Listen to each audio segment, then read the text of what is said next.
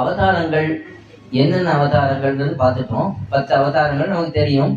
இப்போ அந்த அவதாரங்கள்லாம் எதனால ஏற்பட்டன, பெருமாள் அந்த அவதாரங்கள் மூலமாக யாரை காப்பாற்றினார், அதையெல்லாம் சுருக்கமா ஒவ்வொரு அவதாரமா பார்க்கலாம். கிருஷ்ணாவதாரம், கல்கி அவதாரம், 2 அவதாரத்துக்குள்ள நடுவில் நமக்கு இடைவெளி இருக்கு. அந்த சமயத்துல நாம இந்த விஷயங்களை பார்த்துடலாம். முதல் அவதாரம் இங்கே நாம பார்க்க போற தசாவதாரத்துல முதல் அவதாரம் மத்ஸ்யாவதாரம். மத்ஸ்யாவதாரம்னா மத்ஸ்யம்னா மீன் அர்த்தம். பெருமான் ஒரு மீனாக அவதரிக்கிறான். இந்த மத்ஸ்யாவதாரத்துக்கு 2 விதமான சரித்திரம் சொல்லுவார்கள். ஒன்று, உலகம் அழிய போகிறது என்பதை பகவான் ஒரு ராஜாவுக்கு, ஒரு ராஜாவானவன் ஒரு நதியிலே போய் சந்தியாவந்தனம் பண்ண போகிறான். சத்தியவிரத கஷேத்திரம்னு சொல்லுவார்கள். அங்கே ஒரு ராஜா போய் சந்தியாவந்தனம் பண்ண போகிறான். அப்பொழுது அவன் கையில ஒரு ஜலத்தை எடுத்து அர்க்கியம் விடணும். சூரியனுக்கு அர்க்கியம் விடுவார்கள். அப்ப அந்த கையில ஒரு சின்ன மீன் வருது. அந்த மீன் வந்த உடனே அதை எடுத்து பார்க்கிறான் அவன். அந்த மீனே சரி, கையில மீன் வந்துடுச்சு, அதை உள்ளே திருப்பி ஜலத்திலே விட்டுடலாம், மீனுக்கு இடம் ஜலம் தானே என்று பார்த்து அவன் மீனை உள்ளே விட போகிறான். அப்போ அந்த மீன் பேச தொடங்குகிறது. இது பேசுற மீனா இருக்கு.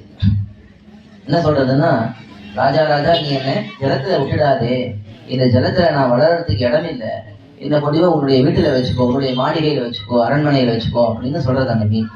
சரி, இந்த மீன் கேட்கறது நாமும் ராஜாவா இருக்கோம், யாரா இருந்தாலும் நாம் அவர்களை காப்பாற்ற வேண்டும், அதுதான் ராஜாவோட கடமை. சரி, இந்த மீன் கேட்கறது நாம் போய் காப்பாற்றலாம்னு தன்னுடைய வீட்டில ஒரு பெரிய ஒரு பாத்திரம், ஒரு அண்டா மாதிரி ஒரு பாத்திரம், அதுல ஜலத்தை விட்டு இந்த மீனை அதுல வைக்கிறான். வச்சு கொஞ்ச தூரம் அப்படி போறான்.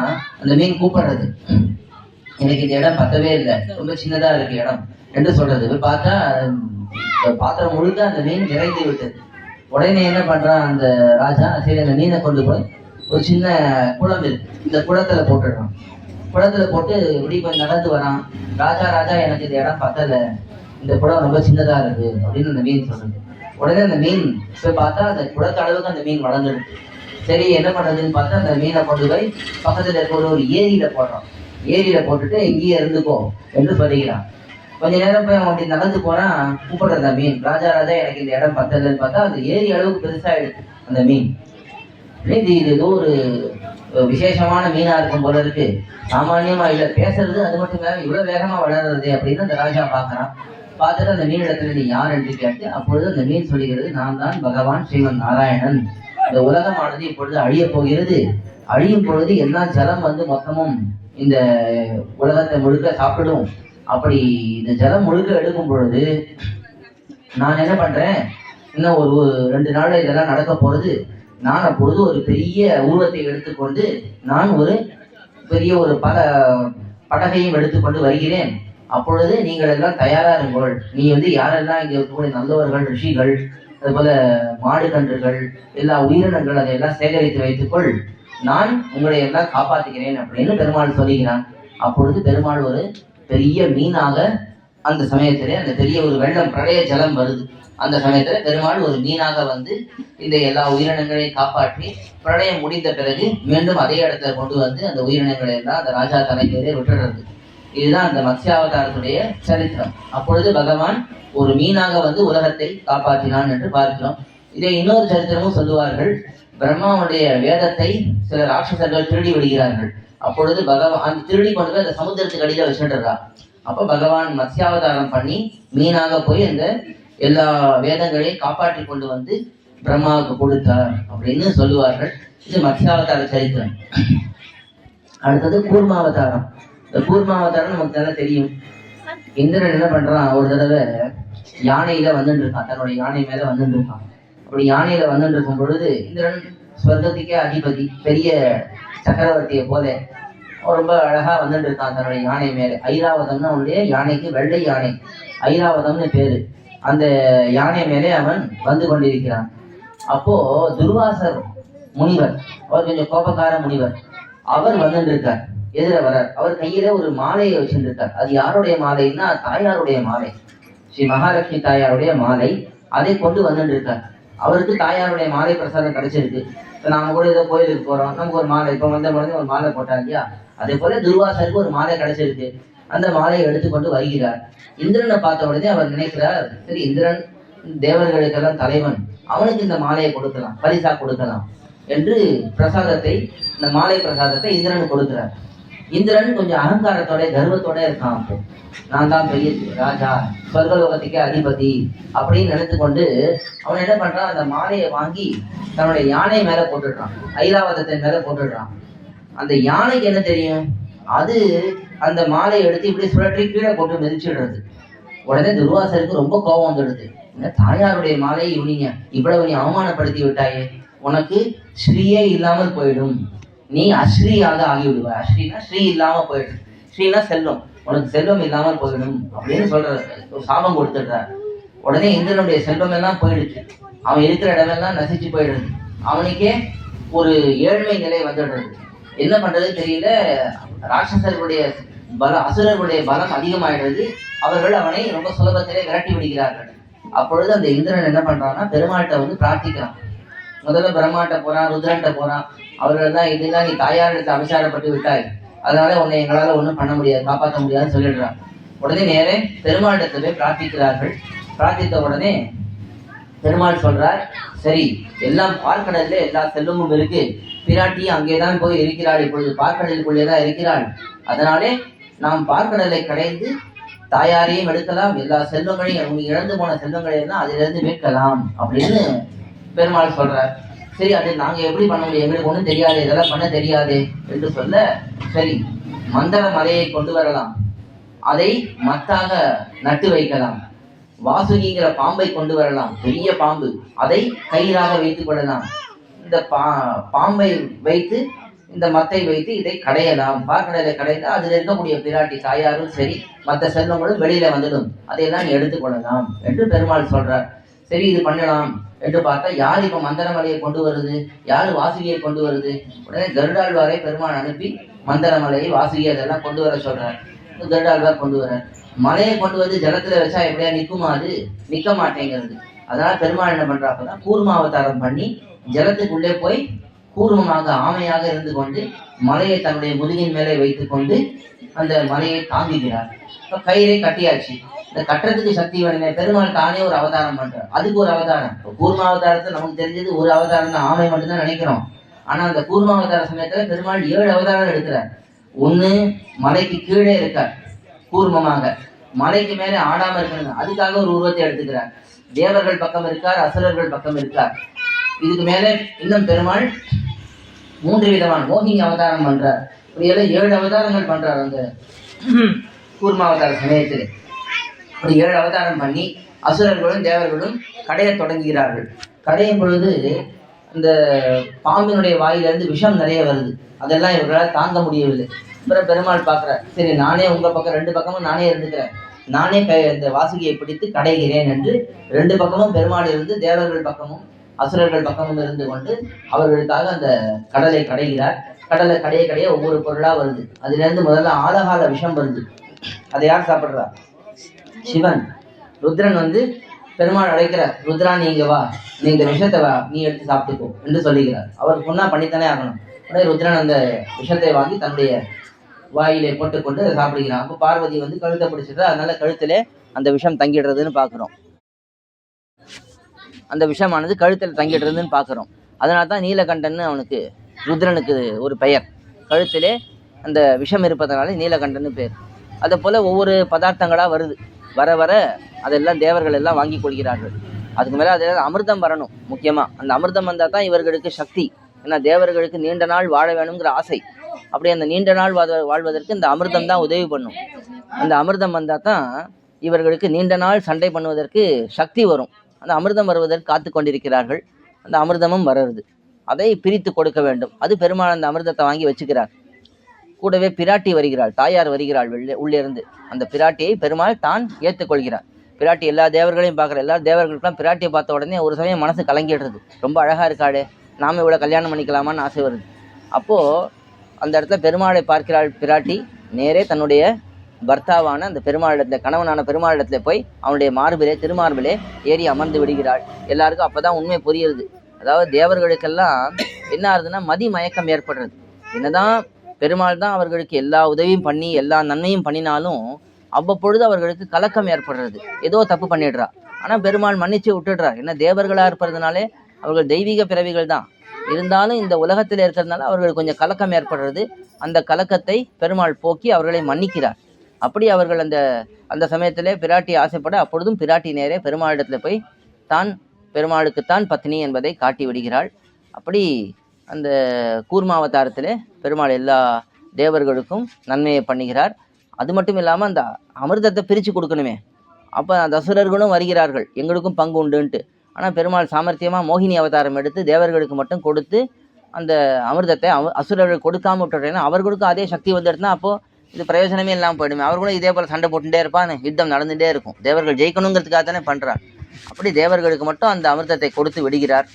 பெருமாள் ஏமாற்றிட்டாலே அசுரர்கள்னா, எப்படியுமே அசுரர்கள் தீய எண்ணம் உடையவர்கள், அவர்கள் ஏதோ ஒரு விதத்தில் தண்டனை கொடுக்கணும். இப்படி நீ பண்ணின காரியத்துக்கு உனக்கு பலன் இல்லைன்னு தண்டனை கொடுத்துடுறார். இப்படி அந்த கூர்மாவதாரமானது நடக்கிறது. அடுத்தது வராக அவதாரம். வராக அவதார சரித்திரம் எல்லாம் தெரியும். வராக அவதார சரித்திரம் தெரியுமா? வராக அவதார சரித்திரம் தெரியுமா? பூமியை ஹிரண்யாக்ஷன்னு ஒரு அசுரன், அந்த ஹிரண்யாக்ஷன்கிற அசுரன் என்ன பண்ணுறான்னா, பூமியை கொண்டு போய் கடலுக்கு அடியில் வச்சுட்டு இருப்பான். அந்த கடலுக்கு அடியில் போய் இருக்கக்கூடிய பூமியை ரட்சிக்க வேண்டும், வெளியில் கொண்டு வர வேண்டும். அதுக்காக பெருமாள் என்ன பண்ணுறாருன்னா பன்றி அவதாரம் பண்ணுறார். பன்னிங்கிறது எப்படிப்பட்ட மூக்கை உடையது, நீண்ட மூக்கை உடையது, தந்தம் இருக்கும். அதை கொண்டு உள்ளே இருந்து குத்தி அந்த ஜலத்துக்குள்ளே போகிறதுக்கும் அது தயங்காது. அப்படி பன்னியானது உள்ளேயும் போகும். அப்படிப்பட்ட அந்த உருவத்தை எடுத்துக்கொண்டு, பெரிய உருவம் பண்ணினா நாம் இங்கே பார்க்குற மாதிரி பண்ணி கிடையாது, நமக்கெல்லாம் இங்கே தெருவில் ஓடிட்டு இருக்கும் சின்ன சின்ன பண்ணி, அது போல் இல்லை. இந்த பன்னி அவதாரத்தில் பெருமாள் வராக அவதாரம் பண்ணும்பொழுது எப்படி இருக்கான், அவருடைய திருவடியில் சதங்கை போட்டுருப்பார். சதங்கை போட்டுருப்பார். அந்த சதங்கையில் இருக்கக்கூடிய ஒரு ஒரு மலையும் ஒரு ஒரு மணியும் மேருமலையாம்.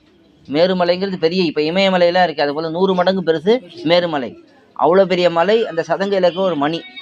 அப்போ பெருமாளுடைய திருவடியில் இருக்க சதங்கையில் ஒரு மணி அவ்வளோ பெருசுன்னா, இப்போ பெருமாளுடைய உருவம் எவ்வளோ பெருசு இருக்கும், அவ்வளோ பெரிய உருவம். அந்த உருவத்தை எடுத்துக்கொண்டு உள்ளே போய் அங்கிருந்த அந்த ஹிரண்யாக்ஷனை கொன்று பூமியை ரட்சித்தார் என்று இது ஒரு சரித்திரம் சொல்லுவார்கள். இன்னொரு சரித்திரமும் சொல்லுவார்கள். பூமியானது பிரளயத்திலே உலகமானது உள்ளே மூழ்கிவிட்டது. அப்பொழுது பெருமாள் உள்ளே வந்து இந்த வராக அவதாரம் பண்ணி பூமியை எடுத்து வெளியே கொண்டு வந்து ரட்சித்தார் என்று வராக அவதாரம் சொல்லுவார்கள். இந்த வராக அவதாரத்துக்கு முக்கியமாக ஒரு திருநாமம் உண்டு, ஞானப்பிரான்னு ஒரு திருநாமம் உண்டு. ஆழ்வார் திருநெறிலாம் வராக பெருமாளுக்கு ஞானப்பிரான்னு திருநாமம். எதனாலன்னா, வராக பெருமாளாக பெருமாள் இருக்கும்போது உபதேசம் பண்ணுறார் பூமி பிராட்டிக்கு, ஆஸ்வாசப்படுத்தி. ஏன்னா பூமி பிராட்டிக்கு ரொம்ப கவலை வந்துடுறது. இது என்ன, இது என்னை காப்பாற்றி விட்டீர், நான் பூமி கடலுக்குள்ளே போனேன், என்னை காப்பாற்றி விட்டீர். ஆனால் இந்த உலகத்திலே இத்தனை ஆத்மாக்கள் இந்த சம்சார கடலிலே மூழ்கியிருக்கார்களே, அவர்களெல்லாம் நீ எப்படியே காப்பாற்றப் போகிறீர் அப்படின்னு வருத்தப்படும் பொழுது, அப்பொழுது பெருமாள் சொல்லுகிறார், நாம சங்கீர்த்தனத்தின் மூலமாக என்னை அடையலாம், சரணாகதி பண்ணுவதன் மூலமாக என்னை அடையலாம், இந்த 2 வழியும் உங்களுக்கு நான் ஏற்படுத்தி வைத்திருக்கிறேன் அப்படின்னு பூமி பிராட்டி இடத்துல சொல்லி, அதுக்கப்புறம் தான் பூமி பிராட்டி என்ன பண்ணுகிறாள், ஆண்டாள் நாச்சியாராக பிறந்து அந்த நாம சங்கீர்த்தனத்துடைய வைபவத்தையும் சரணாகதியினுடைய வைபவத்தையும் திருப்பாவை மூலமாகவும் நாச்சியார் திருமொழி மூலமாகவும் நமக்கு காட்டி கொடுத்திருக்கிறாள். இப்படி வராக அவதாரம் இங்கே ரொம்ப அழகாக காட்டப்படுறது. வராக அவதாரத்துக்கு அடுத்தது நரசிம்ம அவதாரம். நரசிம்ம அவதாரத்தில் இந்த ஹிரண்யாக்ஷன்னு ஒரு அசுரன் பார்த்தோம் இல்லையா, அவனுடைய தம்பி ஹிரண்யகசிபு. அந்த ஹிரண்யகசிபு உலகத்துக்கு ரொம்ப தொந்தரவு பண்ணிட்டு இருக்கான். அவனுக்கு ஒரு முடிவு கொண்டு வர வேண்டும். அதுக்காக தேவர்கள் எல்லாம் போய் பெருமாளிடத்தில் பிரார்த்திக்கிறார்கள். இந்த மாதிரி எனக்கு இந்த ஹிரண்யகசிபு ரொம்ப எங்களை தொந்தரவு பண்ணிட்டு இருக்கான் அப்படின்னு தேவர்கள் ரிஷிகள் எல்லாம் போய் பிரார்த்திக்கிறார்கள். அப்போ பெருமாள் பார்க்குறான், சரி நான் ஒரு அவதாரம் பண்ணுகிறேன் அப்படின்னு முடிவு பண்ணுறார். என்ன அவதாரம் பண்ணுறது என்று யோசிக்கும் பொழுது, இந்த ஹிரண்யகசிபு என்ன பண்ணியிருக்கான், பெரிய ஒரு தபசு பண்ணியிருக்கான். ரொம்ப நெடுங்காலம் ஒரு தபசு பண்ணி பிரம்மாட்ட நிறைய வரங்கள் வாங்குறான். என்ன வரங்கள்லாம் வாங்குறான்னா, என்னை யாரும் கொல்லக்கூடாதுன்னு முதல்ல கேட்குறான், எனக்கு மரணமே இருக்கக்கூடாதுன்னு கேட்குறான். இப்போ மரணமே இருக்கக்கூடாதுன்னு கேட்கும் பொழுது பிரம்மா சொல்லிடுறார், மரணம் இல்லாமல் யாருமே இருக்க முடியாது. பிறந்து இருந்தார்கள்னா அவர்கள் என்னைக்கா ஒரு நாள் மரணம் அடைஞ்சு தான் ஆகணும். அது வேணா ஒருத்தருக்கு இங்கே 100 வயசு இருக்குது, 1000 வயசு இருக்கலாம், ஒருத்தருக்கு 1,00,000 வயசு இருக்கலாம். ஆனால் என்னைக்காவது ஒரு நாள் உனக்கு மரணம் ஏற்பட்டு தான் ஆகணும் அப்படின்னு பிரம்மா சொல்கிறார். அப்போது இரண்யகசிபு கேட்குறான், சரி எனக்கு மரணம் ஏற்படுங்கிறது நீ உறுதின்னு சொல்கிற, ஆனால் எனக்கு யாரால் மரணம் ஏற்பட முடியும், எப்படி ஏற்பட முடியும் அப்படிங்கிறத நானே தேர்ந்தெடுத்துக்கணும், நான் தான் அதை சொல்லுவேன் அப்படின்னு சொல்ல, அதெல்லாம் நீ இஷ்டத்துக்கெல்லாம் தேர்ந்தெடுக்க முடியாது, இப்பயே சொல்லு உனக்கு என்ன வேணும், உனக்கு என்ன விதிகள், உன்னுடைய விதி என்ன என்று கேட்க, அப்பொழுது இவன் சொல்கிறான், எனக்கு மனிதர்களாலே மரணம் ஏற்படக்கூடாது, விலங்குகளாலே ஏற்படக்கூடாது, தேவர்களாலே மரணம் ஏற்படக்கூடாது, அதுக்கப்புறம் பகலில் ஏற்படக்கூடாது, இரவில் ஏற்படக்கூடாது, வீட்டுக்குள்ளே ஏற்படக்கூடாது, வீட்டுக்கு வெளியில் ஏற்படக்கூடாது, தரையில் ஏற்படக்கூடாது, ஆகாசத்தில் ஏற்படக்கூடாது, இப்படின்னு பல கட்டுப்பாடுகள். அதையெல்லாம் அவன் கேட்குறான். இவ்வளோ பெரிய தபசு பண்ணியிருக்க, சரி நான் உனக்கு அதெல்லாம் கொடுத்துடுறேன் அப்படின்னு பிரம்மாவும் கொடுத்துடுறார். கொடுத்தப்புறம் வருத்தப்படுறார், என்ன இது இப்படி தெரியாமல் கொடுத்துட்டோமே, இப்படி ஒரு விபரீதமான ஒரு வரத்தை கொடுத்துட்டோமே இவனுக்கு, இவனை யாருக்கு கொல்ல முடியும், யாருமே கொல்ல முடியாது அப்படின்னு நினைச்சிட்டு இருக்கா. அப்ப பெருமாள் என்ன நினைக்கிறார், இதுக்கெல்லாம் நான் ஒரு யோசனை வச்சிருக்கேன், இதுக்கெல்லாம் மீறி அவனை கொல்வதற்கு எனக்கு சாமர்த்தியம் இருக்கு என்று பெருமாள் அந்த தேவர்களிடத்தை ஆஸ்வாசப்படுத்தி அனுப்புறார். நீங்க போங்க, நான் பார்த்துக்கிறேன் அப்படிங்கிறார். அதுக்கு நடுவில் அந்த ஹிரண்யகசிபுவுக்கு ஒரு பிள்ளை பிறக்கிறான். அந்த பிள்ளைக்கு பிரகலாதன்னு பேரு. அவன் சிறு அதாவது வயிற்றிலே, அந்த தாயினுடைய வயிற்றிலே இருக்கும் பொழுதே அவனுக்கு நாரதருடைய சம்பந்தம் கிடைக்கும். நாரத முனிவர் பெருமாளுடைய பக்தர் இல்லையா, அவர் பாடிட்டே வரார். இந்த இரண்யகசிபுவுடைய மனைவி அவள் கர்ப்பவதியாக இருக்கிறாள். அப்பதான் இரண்யகசிபு தபசு பண்ண போயிட்டான். அப்ப இவர் கர்ப்பவதியாக இருக்கும் பொழுது இந்திரன் அவளை கடத்தி கொண்டு போய் இனிமே அவனுக்கு வம்சம் இல்லாம பண்ணிடலாம் அப்படின்னு நினைச்சிட்டு இருக்கான். அப்போ நாரதர் என்ன சொல்ற, இப்படிதான் பண்ணக்கூடாதுப்பா, அந்த பெண்ணை என்னிடத்தை கொடுத்து விடு, நான் அவளை பாதுகாத்து அவளுக்கு நல்ல பிள்ளையா பிறக்கும்படி பண்ணிடுறேன். உனக்கு என்ன பயம், அவனும் ஒரு அசுரனா பிறந்துட்டா உனக்கு கஷ்டம் தான் நினைக்கிற, நான் அவனுக்கு நல்ல பிள்ளையா பிறக்கும்படி பண்ணிக்கிறேன் என்று சொல்லி அந்த பெண்ணை கூட்டி கொண்டு போய் அவளுக்கு நிறைய உபதேசங்கள்லாம் பண்றார் நாரதர். அவள் தூங்கும் பொழுதும் வயிற்றில் இருக்கக்கூடிய இந்த பிரகலாதன் குழந்தை அந்த உபதேசங்கள்லாம் கேட்டு நல்ல புத்தியோட பக்தியோட விஷ்ணு பக்தியோட அவன் பிறக்கிறான். அவன் பிறந்த பிறகு அவன் எப்பொழுதும் நாராயணா நாராயணானே சொல்லிட்டு இருக்கான். ஏன்னா நாரதர் அவனுக்கு நல்லா சொல்லி கொடுத்துட்டார், விஷ்ணு பக்தியை காட்டி கொடுத்துட்டார். பெருமாளுக்கு ரொம்ப பக்தியோட இருக்கான். அந்த குழந்தை வளரும் பொழுது அவனை குருகுலத்துக்கு அனுப்பணுமே, பாடசாலைக்கு அனுப்பணுமே, பாடசாலைக்கு அனுப்புறார். அங்க போனா அங்க இருக்கிற அசுர பிள்ளைகளை எல்லாம் இவன் பெருமாள் பக்தனாக ஆக்கிடுறான். அந்த அசுர குழந்தைகளுக்கு அங்க இருக்கக்கூடிய குரு என்ன சொல்றார், ஹிரண்யாய நமக சொல்லுன்னு சொல்றார். இவன் அதெல்லாம் சொல்லக்கூடாது, நாராயணாய நமக சொல்லுன்னு சொல்லி எல்லா குழந்தைகளும் விஷ்ணு பக்தர்களாக ஆக்கிடுறான். இதெல்லாம் தெரிய வருது ஹிரண்யகசிபுவுக்கு. அந்த குழந்தையை கூட்டின்னு வர சொல்றான். எங்க என்ன கத்துட்டே அந்த பாடசாலையில சொல்லு என்று கேட்க இவன் நாராயணாய நமக நாராயணான்னு சொல்றான். உடனே அந்த ஹிரண்யகசிபுவுக்கு ரொம்ப கோபம் வருது. இன்னும் இது என் பிள்ளையா இருந்துட்டு எனக்கே எதிரியா இருக்கிய, என்னுடைய பேரை சொல்ல மாட்டேங்கிறிய, என்னுடைய பேரைத்தான் நீ சொல்லணும், உலகமே என்னுடைய பேரை சொல்லிட்டு இருக்கு, நீ என்ன என்னுடைய பேரை சொல்லாம யாரோ விஷ்ணு நாராயணன் சொல்லிட்டு இருக்கேன்னு சொல்லி அந்த குழந்தையை கொல்லுவதற்கு, தன்னுடைய பிள்ளையை கொல்லுவதற்காக அவன் பல முயற்சிகளை பண்றான். கடல்ல தள்ளி விடுறான், யானையை ஏவி விடுறான், பாம்பை விடுறான், விஷத்தை கொடுக்குறான், நெருப்புல போடுறான், ஜலத்துல போடுறான், இப்படி பல பல முயற்சிகள் பண்றான். அதெல்லாம் பார்க்க பெருமாளுக்கு ரொம்ப கோபம் வந்துட்டே இருக்கு. என்னிடத்துல நீ அவசாரப்பட்டா கூட நான் உன்னை விட்டுடுவேன், என்னுடைய பக்தர்களிடத்தை நீ தப்பு பண்ணினேன்னா உன்னை விடமாட்டேன் என்று பெருமாள் ரொம்ப கோபத்தோட அவனை கொல்லுவதற்கு காத்து கொண்டிருக்கிறார். அப்போ ஒரு சமயத்திலே ஹிரண்யகசிபு தன்னுடைய பிள்ளையை கூப்பிடுறான். ரொம்ப கோபம் தாங்கல அவனுக்கு. நீ என்ன இப்படி திரும்ப திரும்ப விஷ்ணு விஷ்ணுன்னு சொல்லிட்டு இருக்க, யார் அந்த விஷ்ணு, எங்க இருக்கான் அவன், இங்க இருக்கானா என்று கேட்ட அப்பொழுது பிரகலாதன் சொல்லிக்கிறான், எல்லா இடத்துலயும் விஷ்ணு இருக்கிறார் என்று சொல்ல. அப்போ ஹிரண்யகசிபு கேட்கிறான், இந்த தூண்ல இருக்கானா, தான் கட்டின தூண், தன்னுடைய மாளிகையில இருக்கக்கூடிய ஒரு தூண், இந்த தூண்ல இருக்கானா அப்படின்னு கேட்க, ஆமா இங்கேயே இருக்கான் என்று சொல்ல. அப்பொழுது கோபத்தோட அந்த தூணை உடைக்க அது வரைக்கும் பெருமாள் காத்துட்டு இருந்தார், இந்த ஹிரண்யகசிபுவை கொல்வதற்கு ஒரு வாய்ப்பு வேணும்னு. அப்போ அங்கே பெருமாள் நரசிம்மமாக தோன்றுகிறார். அதாவது மனித உடம்பு சிம்மத்தலை, சிங்கத்தலை மனித உடம்பு, அந்த உருவத்தோட தோன்றி பெருமாள் அந்த ஹிரண்யகசிபுவை நன்றாக அவனை அடித்து தன்னுடைய மடியில வைத்துக் கொண்டு அவனுடைய நெஞ்சை கிழித்து அவனுடைய குடலை எடுத்து மாலையா போட்டுக்கொண்டு அவனை கொன்று விடுகிறான் என்று சரித்திரத்தை பார்க்கலாம்.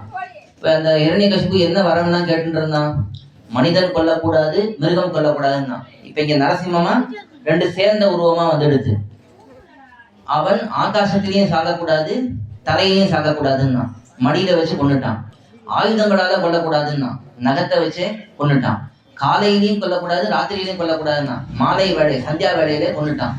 இப்படி எல்லா விதமான விதிகளையும் மீறாமல் பிரம்மா கொடுத்த வரமும் பொய்யாகவில்லை, இவனும் கொல்லப்பட்டான் என்று பார்க்கலாம். அதுதான் பெருமாளுடைய சாமர்த்தியம். எப்படிப்பட்ட காரியத்தையும் பெருமாள் ரொம்ப சுலபமா பண்ணிடுவார் என்பதற்கு இந்த நரசிம்ம அவதாரம் முக்கியமான அவதாரம். இது மட்டும் இல்லாமல் பக்தர்களுடைய தொல்லையை தீர்ப்பதற்காக தான் ஒரு சமயம் விடாமல் காப்பாற்றுகிறான், அவதாரம் பண்ணுகிறான்ங்கிறது இந்த நரசிம்ம அவதாரத்தை பார்க்கலாம். இது 4வது அவதாரம். அடுத்ததாக 5வது அவதாரம், அது வாமன அவதாரம். வாமன அவதாரத்தை அடுத்தது பார்க்கலாம். அப்பொழுது வாமனனாக போகிறான். வாமனன் என்றால் குள்ளன் என்று அர்த்தம், ரொம்ப அழகுடையவன் என்று அர்த்தம். 2 அர்த்தமும் உண்டு.